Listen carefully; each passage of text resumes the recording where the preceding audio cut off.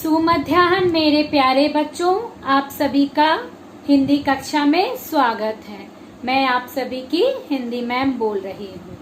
मैं आप लोगों को वटवृक्षी पाठ्य पुस्तक से सभी पाठ को मैंने आप लोगों को पढ़ा भी दिया, साथ ही साथ प्रश्न उत्तर भी लिखवा दिया। आप लोगों को केवल अब हाफ ईयरली के लिए उसे याद करना है। किताब के भी प्रश्न उत्तर और जो लिखित अभिव्यक्ति के प्रश्न उत्तर है उसे भी याद करना है, क्योंकि बच्चों हाफ ईयरली एग्जाम सब करीब आ रहे हैं। अब केवल बचा व्याकरण पाठ्य पुस्तक से हम लोगों को क्या पढ़ना होगा, पत्र लेखन और निबंध लेखन। तो आइए आज मैं आप लोगों को पत्र लेखन समझाती हूँ, जिसे अंग्रेजी में लेटर राइटिंग कहा जाता है। पत्र लेखन, तो पहले हम लोग जानेंगे पत्र किसे कहते हैं, पत्र को लिखने के लिए या एक अच्छे पत्र को कैसे लिखा जाता है, किन किन बातों को ध्यान देते हुए पत्र को लिखा जाता है, साथ ही साथ पत्र का प्रारूप भी और पत्र के कितने प्रकार होते हैं, उन प्रकारों के अंतर्गत क्या क्या आते हैं, इस प्रकार से हम लोग क्रमबद्ध पढ़ेंगे। तो सबसे पहले मैं आप लोगों को पत्र की परिभाषा बताऊंगी। ध्यान से सुनना बच्चों और वीडियो को भी देखना। पत्र लिखित रूप में अपने मन के भावों एवं विचारों को प्रकट करने का माध्यम पत्र है। पत्र क्या है बच्चों कि हम अपने मन के भावों और विचारों को जब लिखित रूप देते हैं और इसी लिखित रूप को देते हुए अपने मन के विचारों को प्रकट करते हैं, इसे ही पत्र कहा जाता है।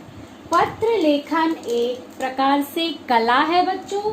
इसमें कुछ बातों को विशेष ध्यान रखा जाता है कि किस प्रकार से एक पत्र बहुत अच्छे तरीके से लिखा जाता है। और पत्र क्या है, एक सशक्त माध्यम है अपनी अभिव्यक्ति को प्रकट करने का।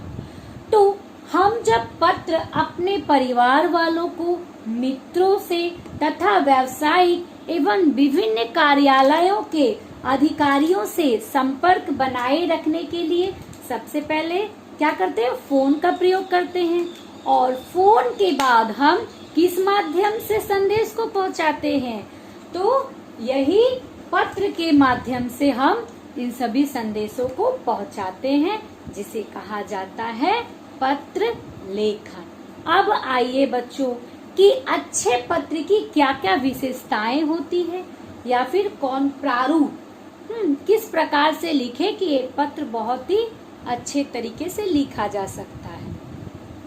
अर्थात हम कह सकते हैं एक प्रकार से आधार क्या होना चाहिए। तो सबसे पहले बच्चों हम देखेंगे नंबर 1 कि पत्र में प्रारूप ही अच्छे पत्र का आधा भाग होता है। प्रारूप का अर्थ होता है फॉर्मेट। अगर हम फॉर्मेट को सही तरीके से लिखते हैं तो डेफिनेटली हमारा पत्र बहुत ही प्रभावित होता है।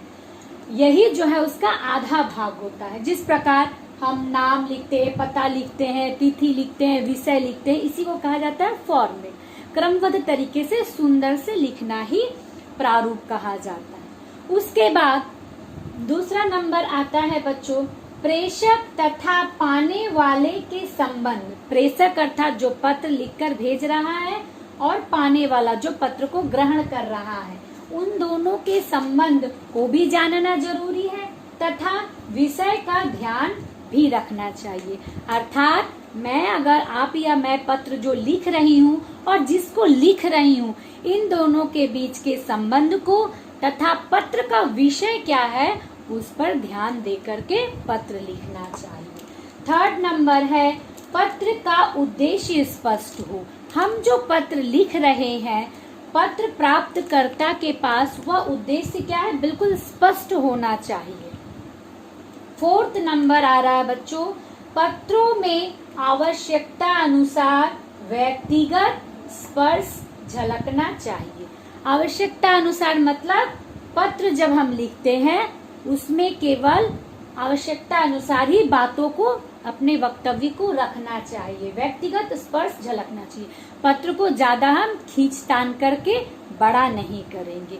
तो यह था बच्चों हमारा पत्र की परिभाषा और एक अच्छे पत्र की विशेषता, या जिसे हम प्रारूप कह सकते हैं कि पत्र लिखने के लिए हमें निम्न किन किन बातों को जो है विशेष रूप से ध्यान देना चाहिए। अब मैं आप लोगों को बताऊंगी कि पत्र के